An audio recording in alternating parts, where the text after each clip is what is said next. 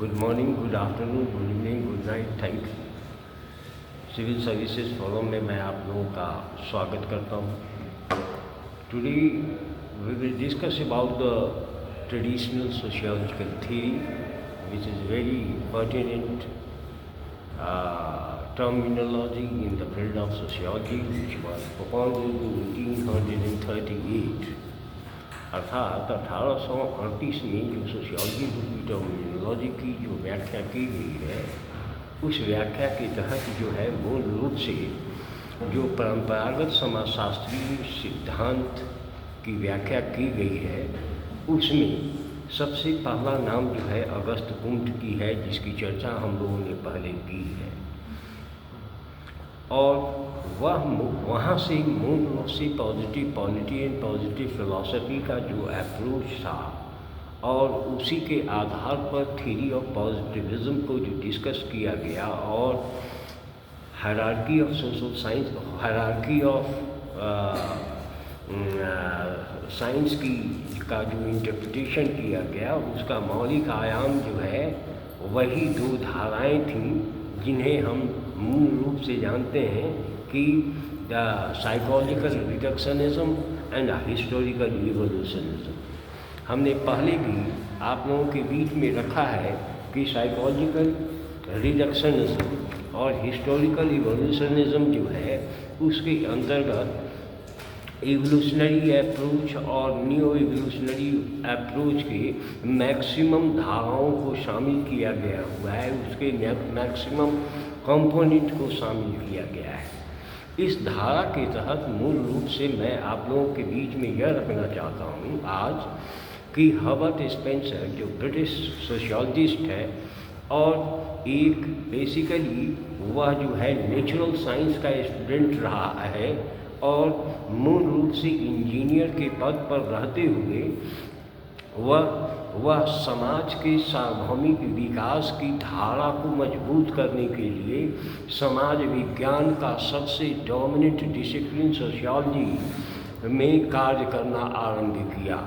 और ये कार्य करने की जो धारा है उसकी, वह मूल रूप से आप देखेंगे तो वह भी इवोल्यूशनरी अप्रोच के माध्यम से ही विकसित किया है, जिसके तहत जो है theory of evolutionism and theory of organism की व्याख्या उसने की है। वह व्याख्या जो है मूल रूप से समाजशास्त्रीय परिवेश को बदलने का पूरा प्रयास किया है। इसी के तहत मूल रूप से आप जो आप लोगों के सिलेबस में नहीं है, W.G. Sumner, William Graham Sumner ने भी इसी धारा को स्थापित करते हुए समाजशास्त्र की जो पुस्तक उसने फॉकवेस 1906 में लिखी, और समाजशास्त्र के क्षेत्र में पहली पुस्तक जो है वह मूल रूप से सैद्धांतिक आयामों पर जो आधारित पुस्तक लिखी गई, उसका श्रेय जो है हर्बर्ट स्पेंसर को ही जाता है, जहाँ पर कि विकासवाद की धारा को मौलिक रूप से परिभाषित करने का प्रयास किया है, जो मेंडल के थ्योरेटिकल पैराडाइम, और उसके बाद में जो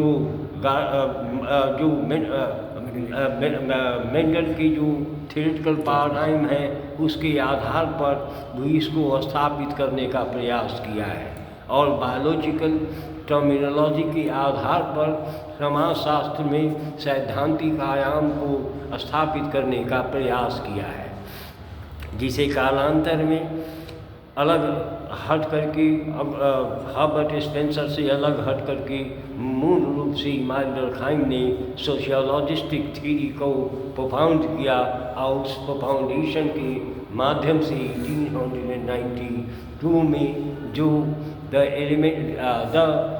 elements of the rules of sociological method नामक पुस्तक के माध्यम से समाजशास्त्र में मेथोलॉजिकल ओरिएंटेशन को डेवलप करने का प्रयास किया, और वही मेथोलॉजी जो है समाजशास्त्र की कड़ी के रूप में स्थापित है। आज भी उसी के आधार पर समाजशास्त्र के अंतर्गत अनुसंधान किए जाते हैं, सामाजिक समस्याओं का निदान ढूंढने का प्रयास किया जाता है, समाज में इक्वालिटी कैसे स्थापित होती है और कौन कौन सी धाराओं के माध्यम से स्थापित होती है, उसका वह एम्पिरिकल स्टडी करता है, थ्योरेटिकल स्टडी करता है, प्रैग्मेटिक ढंग से विश्लेषण करता है और क्वालिटेटिव ओरिएंटेड हो करके उसको परिभाषित करता है और इसके बाद में नॉन इथिकलिटी के माध्यम से वह समाज की सारी व्याधियों के बारे में हमें और आपको रूबरू करता है समाजशास्त्रीय भाषा में, समाजशास्त्रीय परिभाषा में। तो इन धाराओं के या माध्यम से समाज में जो अध्ययन किया जाता है, उस अध्ययन की मौलिक विशेषता जो है वह अगस्त कुम्ट की, हर्बर्ट स्पेंसर की, डब्ल्यू.जी. समनर की, या मूल रूप से एक और राइटर है जो उद्विकासवादी परिभाषा के माध्यम से, उद्विकासवाद की अवधारणा के माध्यम से समाज को समाजशास्त्र की नई अवधारणा को परिभाषित करने का प्रयास करता है। और वो जो है एल.एच. मॉर्गन है, लुइस हर्बर्ट मॉर्गन, जिनकी पुस्तक जो है एंशिएंट कल्चर, एंशिएंट सोसाइटी है, जिसके माध्यम से प्रभावित होकर के E.B. टाइलर ने एंशिएंट कल्चर की 1871 में परिभाषा ढूंढने का कार्य किया और कहा कि culture is that whole complex which includes knowledge, belief, art, moral law, custom and any other capabilities and habit acquired by man as a member of society. This is the basic approach of E.B. Tyler, who tried to conceptualize the basic notion of culture first time in the field of sociology or in the field of social science or in the field of social science world. So they are considered as the traditional sociological thinkers, and thinkers those who think about the development, evolution, change through simplicity to complexity. Graduality is the most important factor for the creation of any change in any society of the world. These are the fundamental formation of evolutionism. What Auguste Comte has mentioned, what H. Morgan has mentioned, and what W.G. Sumner had mentioned, and also in the first book, principle where Herbert Spencer tried to conceptualize the basic notion of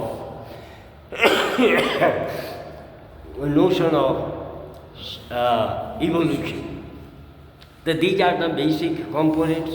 through इसकी चर्चा हमने पहले भी की है, बार बार की है, जिसमें हमने स्पष्ट रूप से कहा है कि समाज में परिवर्तन जो है एक रेखीय से बहुरेखीय की ओर होता है।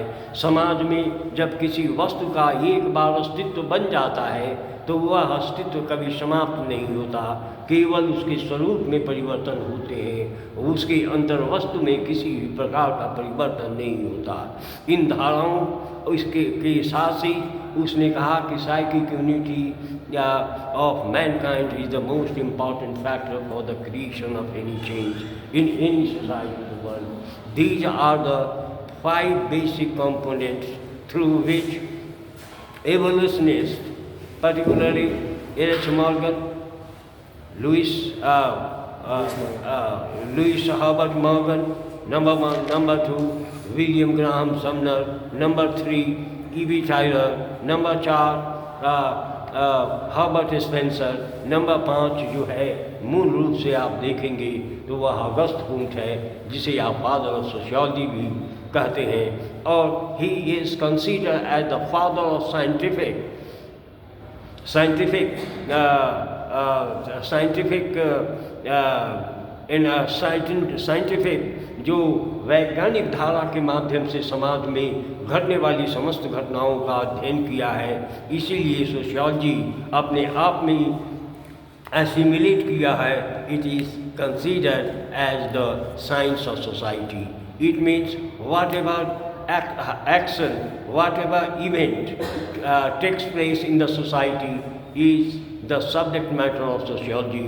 Whether it is an economy, it is an economic unit, or it is a political unit, or it can be social unit, cultural unit, or whether you live in the tribal society, whether you live in the postmodern society,